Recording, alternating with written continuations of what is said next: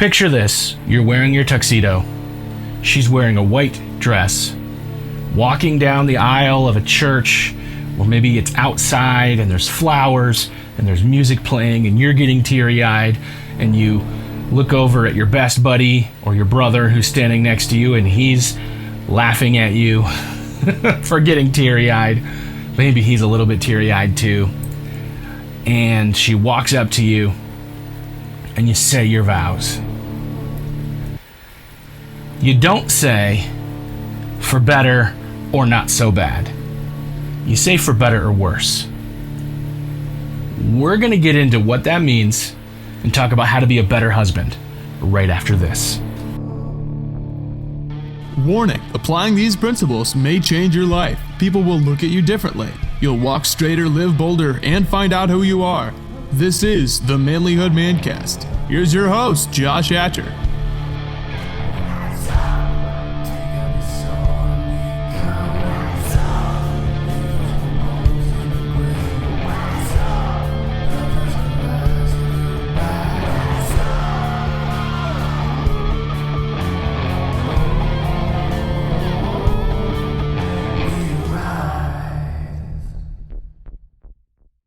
Gentlemen, welcome back to the Manlihood ManCast. I'm your host, Josh Hatcher, and I'm the founder of the Manlihood movement.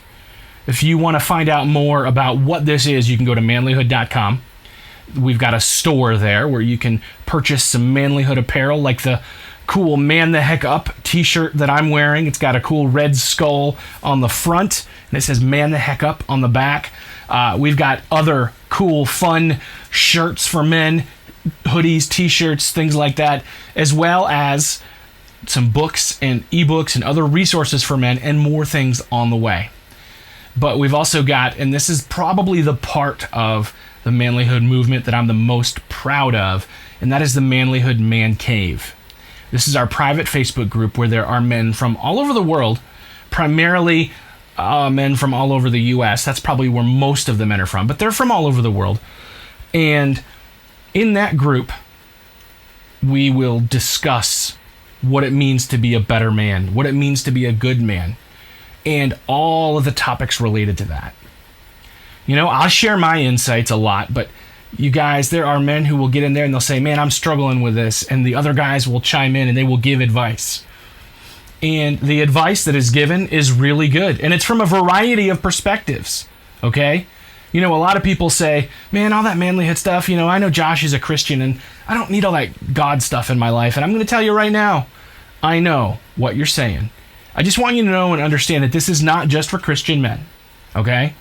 This is for any men. And we can get in here and we're going to talk about things. Yes, there's going to be some Christian perspectives, but there's also going to be men who are coming from a variety of perspectives, and you can listen to that advice and you can weigh it out, and then you can make your decisions. Because you've got men who care about you and want you to be better. And we're going to weigh these options, and we're going to look at the moral and the right thing to do. And we're going to look at how do we work through this. And we're going to look at how do we become better men together. That is the heart of this manlihood movement, is men helping men be better men. And I'm so excited that you are making this journey with me. So if you're listening to this podcast, listen, please.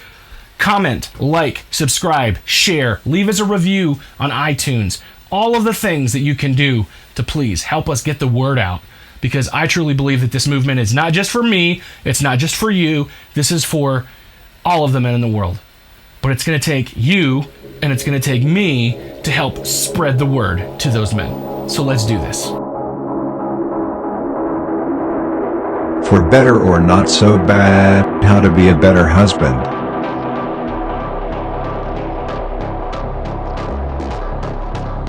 So guys, today we're talking about how to be a better husband. And I've really broken down about 6 areas that we really need to be aware of. Things that she needs from us. Things that a good husband does. So let's talk about them. The first one is to listen more. It is so easy for us as men to try to listen to respond. You know, she's talking, and I am not a good listener by default. So I have to choose to actively engage. I have to choose to pay attention to what she's saying. I have to choose to tune out the distractions, and it is not easy. It is not easy. But if I listen more, she feels valued. She feels valued. And I can be a better husband because I've given her more value. I've made her feel loved and accepted. That's what she wants. That's what she needs. So we need to learn to listen more. Sometimes, like I said, we listen to respond. We listen because we want to say something. We like hearing our own voice. We like being the one with the answers or the solutions. But is that what she really needs? Now, from our perspective, we just want the solution. We want the problem solved, right? But what she needs is someone to listen. So learn to listen. The next thing, guys, that we need to do to be a better husband is to apologize more, but also adjust. You know, my mom always used to say, because I would do something wrong and say, I'm sorry. And she'd say, I know you're sorry, now apologize. But the truth of the matter is, an apology is just words. To just say you're sorry is just words. And a lot of men will just not say they're sorry. They will never admit they're wrong. They will never take the position where they have done something wrong. They will never humble themselves. And that matters a lot. Learn those words. I apologize. I'm sorry. Because I guarantee you, you probably need them on a daily basis. You probably do something wrong or stupid daily. But learn how to adjust, because it means nothing if you just say it.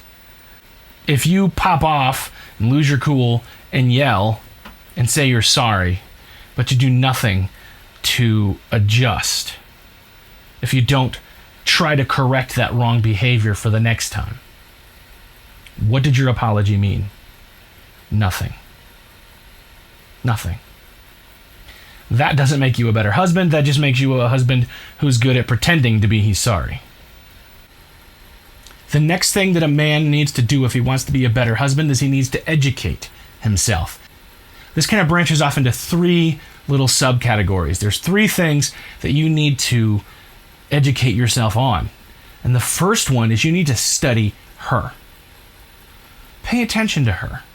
What is she like? What does she need? Because if you're paying attention to her and you notice she likes it when I bring her fresh cut flowers, it means something to her. Or she likes it when I affirm her and tell her that she's doing a good job.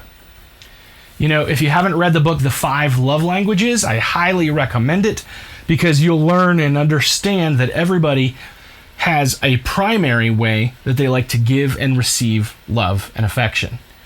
And as you learn that about her, and as you learn the ways that she gives and receives affection, you can then meet those needs for love and affection. As you study her, you learn to anticipate her needs, and honestly, you can meet them before she even expresses them.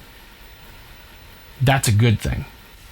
The other thing we need to do is we're educating ourselves is we need to learn from others.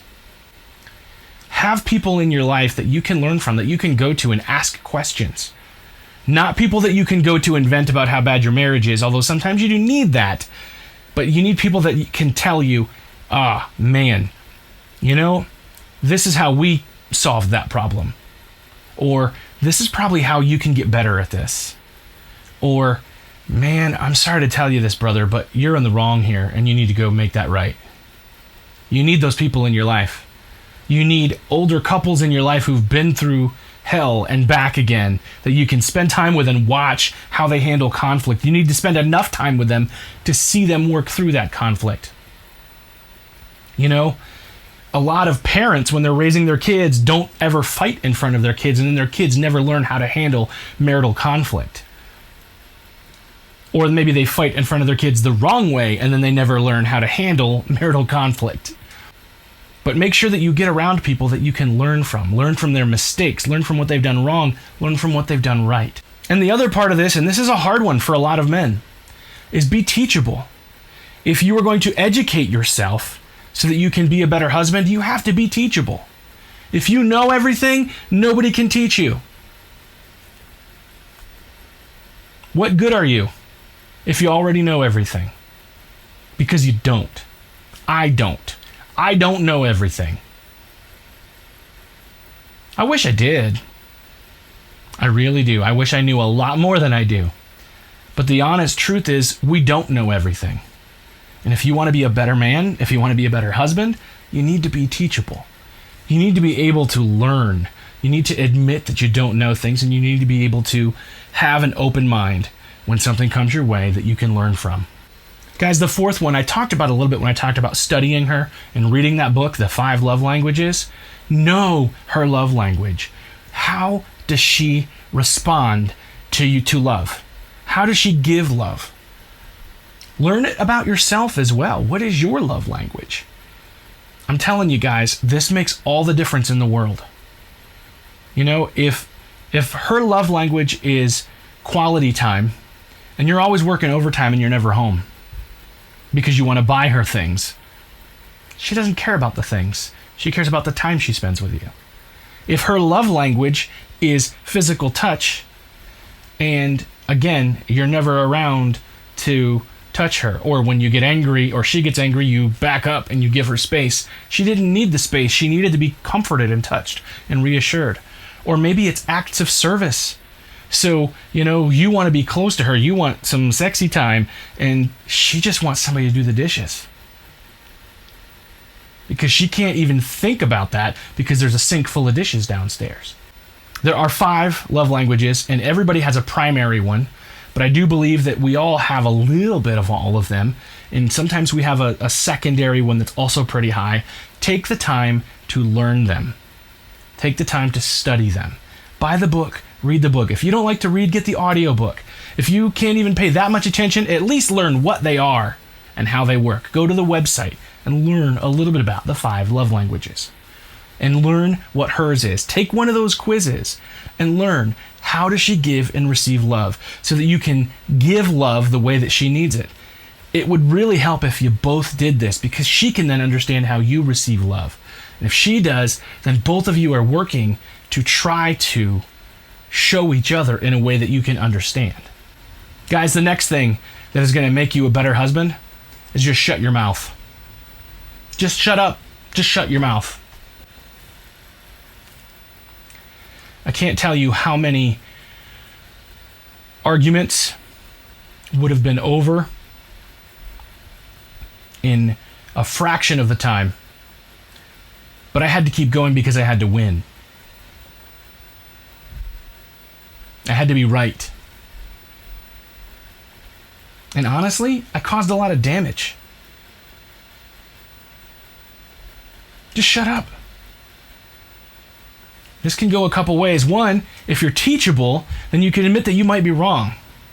And if you can admit that in your own mind, then you might not be so quick to jump out with a response that might be wrong, and then to plant your flag in that hill that you're willing to die on for something that's just wrong. And the other part of that is, sometimes you can be right, and you don't have to say it.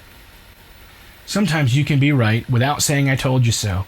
Sometimes you can be right and just silently know it in your head.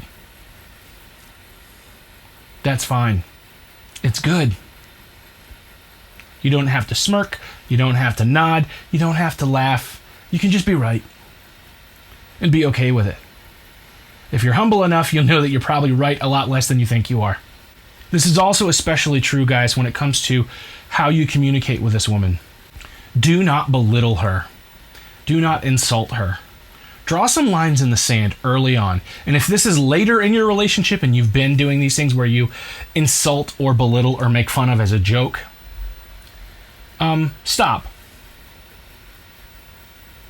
And, you know, maybe she will about you because that's the culture that you've built in your marriage and maybe it was fun. But I think it's a dangerous thing to do because what it does is it actually breeds disrespect for both of you. So I don't know that you can just turn it off for both of you, but you should definitely turn it off for her. And start, instead of making jokes about how she's a bad cook or a bad driver, or instead of making jokes about how she's always late, or instead of making jokes and insults about any other thing, start only speaking good things about her. How she's beautiful, how you're thankful for her, how she does this well. Just see what happens. Give it 60 days. Heck, give it 30 days.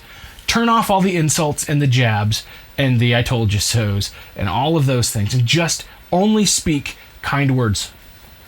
If you've got mean words to say, shut your mouth. If you have to get them out, get a journal and keep it hidden and write it down so she can't see it, and just get it out that way so it gets out of your head. But just only speak to her and about her good things. Just see what happens.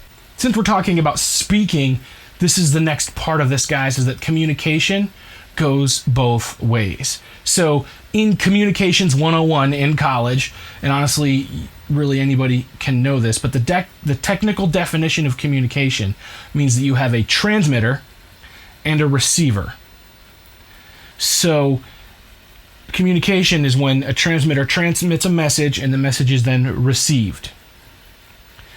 Now, there can be interference in the middle that keeps that message from being sent. There can be a problem with the receiver. There can be a problem with the transmitter.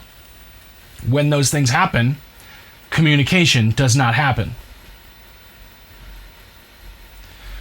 People will love to say, oh, we communicate. No, you talked, or you sent a message, or you said it. But if it wasn't received, and if it wasn't heard, and if it wasn't fully communicated, was it communication? No. And so you have to keep this in mind in your marriage, in that you make sure that it's not just you doing all the talking to her, or talking at her, or telling her what to do. That you are both a transmitter and a receiver, okay? That you are speaking to her what she needs to hear from you, and that you're receiving from her what she needs to say to you. And that you are removing the things that are interference in between, including your attitude, including distractions, including trauma and responses to that. You'd be surprised how many things can interfere with communication between a husband and a wife. In fact, I'm willing to bet that most of the time, most of the problems in a marriage are because a husband and a wife are trying to communicate, and they have not made sure that what is actually happening is communication, and they're frustrated with each other because she thinks she's communicating and he's not receiving, and he thinks he's communicating and she's not receiving. Take the time to eliminate the interference so that communication can flow. You guys, I know that marriage is hard. I know that it's hard to be a good husband. In fact, if it were easy, it would be something that everybody could and would do. Not everybody can do it. Not everybody succeeds. And I'm not dissing or bad-mouthing people who have not succeeded. There are all kinds of reasons why it doesn't. But if you want it to succeed, you've got to put in the work. You've got to put in the time. And it takes two of you. It starts, though, with one of you. And so if it's not working perfectly right now and you want it to work better, put in the time. Put in the work. Put in the energy. Take the time and the effort to get to know her, to listen, to study her needs, to meet her needs, to make sure that communication is flowing, to speak good things to her and about her. And watch and see what happens. I believe that if you do that, if you take that time, it will be good and it will get better. Guys, I appreciate you. I thank you for listening to the Manlihood ManCast. If you are getting something good out of it, please share this. This might be a really good episode to share with your wife. Have that conversation with her. Let's see what flows out of it. Love you guys. I care about you, and I'll see you next time. If you want to be a better man, check out our website, manlihood.com, for blogs, videos, and more from our Manlihood team. And you can also join our private Facebook group, Manlihood Man Cave, where you can meet up with a band of brothers who will challenge you and help you on your journey of manhood. This episode's produced by Hatcher Media for manlihood.com. Be sure to subscribe and leave us a review on iTunes, YouTube, or wherever you're listening to the show. Tune in again for more of the Manlihood ManCast.